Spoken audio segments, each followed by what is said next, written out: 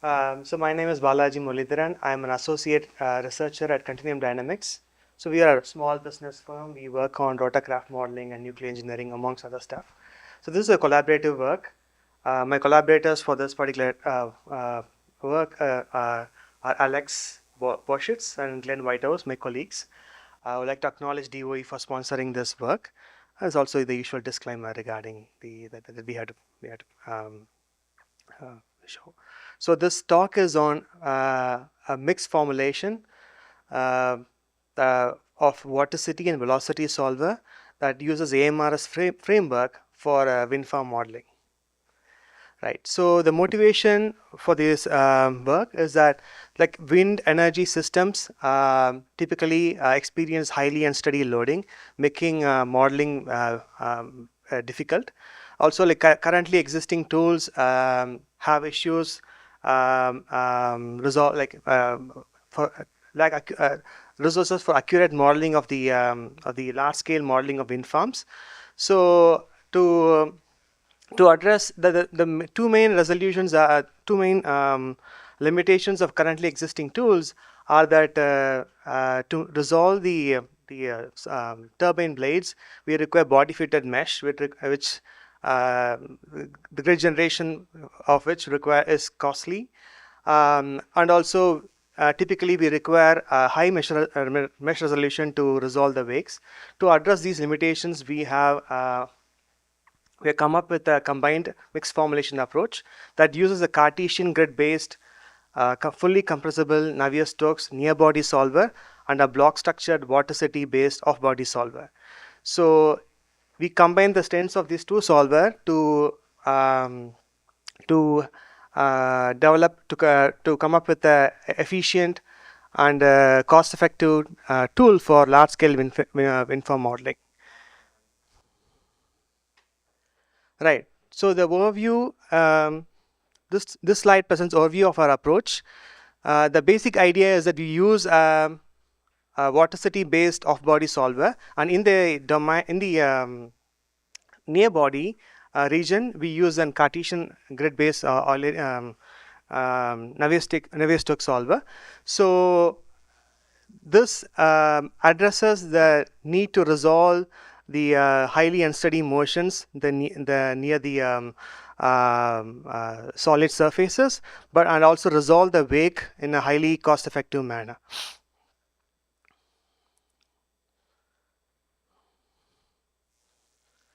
All right, to present some background of our CGE solver. So it solves unsteady Navier-Stokes and uses Cutzell to resolve embedded surfaces. We use octree-based refinement.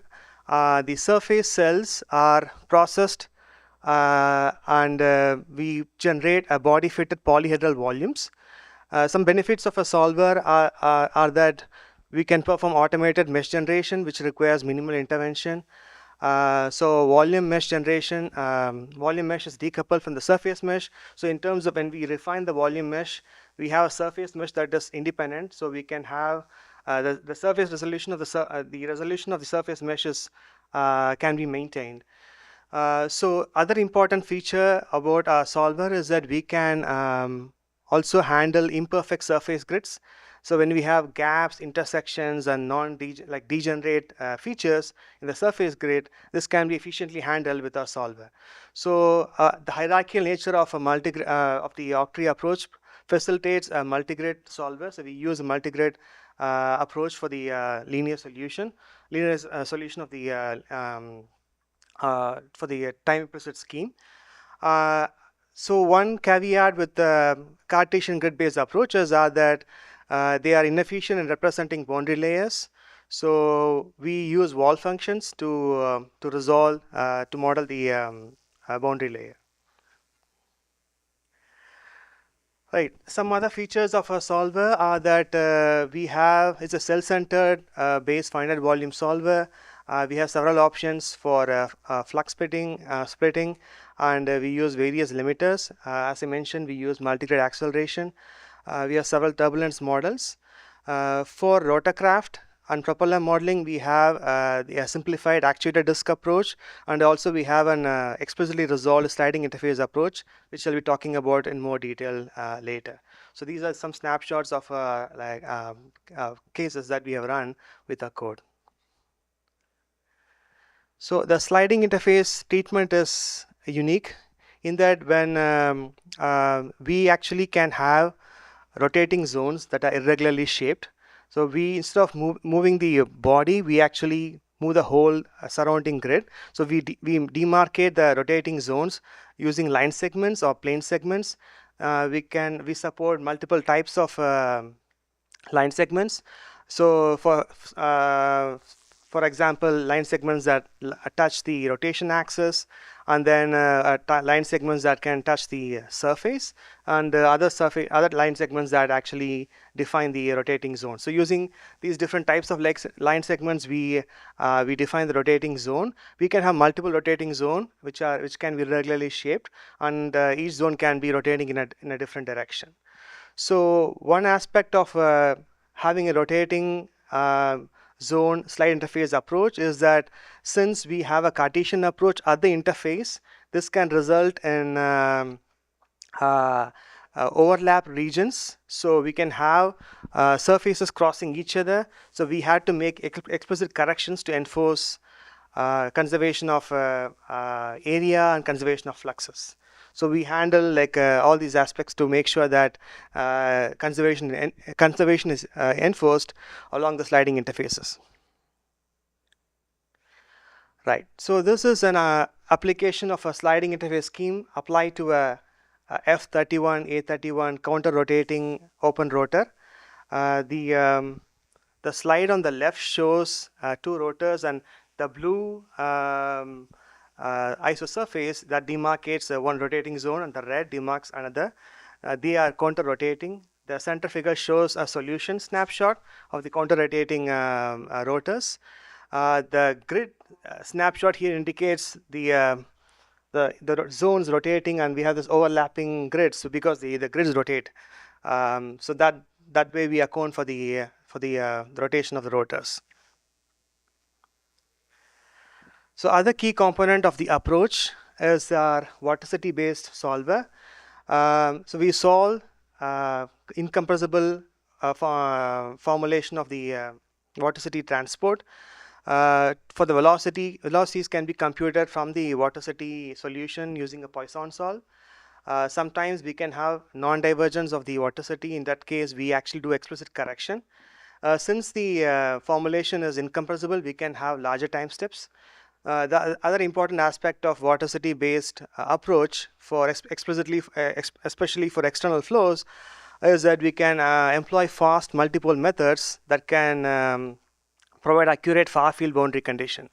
So the code is higher order accurate, and we have currently second order time accuracy and third order spatial accuracy.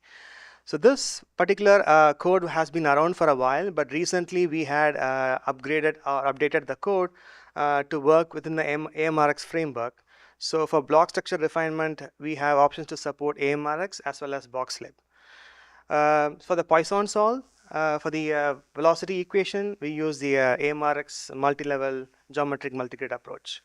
So these are some validations of the code. So these were some of work I did recently. So this particular is an ongoing project, and we are working to actually improve the framework. So one aspect of our approach is that when we couple OTRAN to the CGE code, we have to take care of the information exchange. There can be two types of information exchange.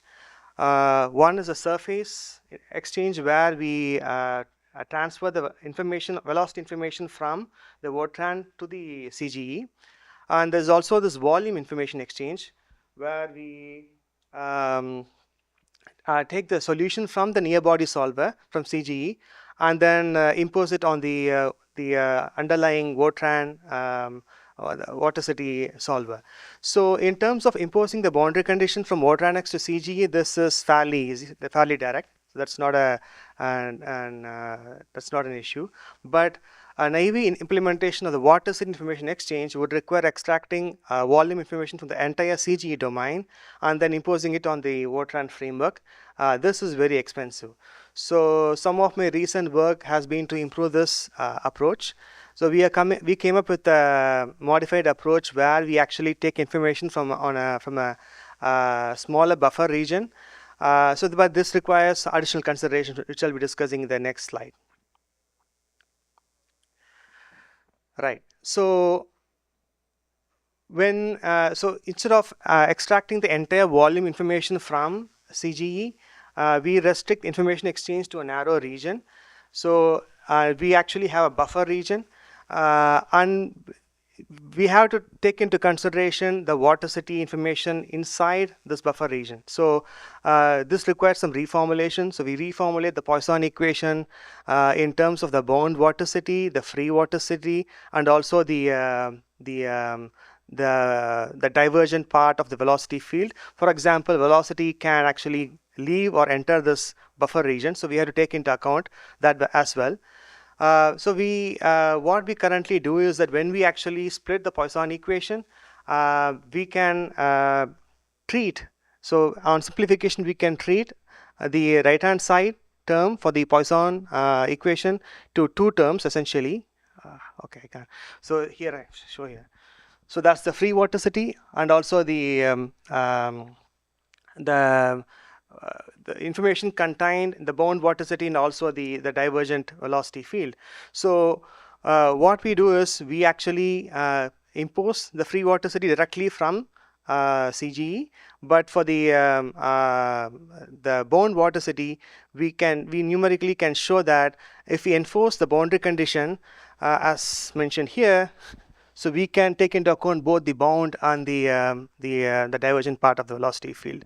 So this is a modification to a Poisson equation. So from there, this is just a validation. So toy problem where it's a flow past the cylinder, we have a fine CGE mesh and a coarse Fortran mesh. So we perform simulation for part of the domain from CGE and we reconstruct the velocity field for the remaining domain in the Fortran M2 framework. So the right hand side shows plots of two approaches, one with volume transfer where we extract the entire velocity field from CGE and impose it on Fortran. The figure on the extreme right shows the modified approach where we do the information exchange only in a narrow region. So mathematically we can show that the solution on the buffer region is equivalent to the full volume transfer. But still we don't have to worry about, we can black out the information in inside the domain. So the plots in the bottom show the reconstruction of the vorticity field, the velocity field, the axial velocity, the transverse velocity, comparison with CGE and from the Fortran approach. So as I mentioned, this is an ongoing work, so we are doing more simulations to apply this to more practical applications. Right, so we are also actually working on other AMReX related projects. So there's one particular DOE phase 1 which we are working in collaboration with LBL, which is integrating our in-house code CGE with AMReX. So we are building a Python-based framework and we want to leverage ML AI and GPUs for this. Our area, so the applications of interest are propulsion devices such as RDE, gas turbine combustion and such. There's other applications that we are looking into. One is we have another DOE phase 1 on modeling aerosol and particulate dispersion in the wake of aircraft. So again, for this we have a solution from CGE for the modeling the wake, and we want to track the particles with the AMReX based solver.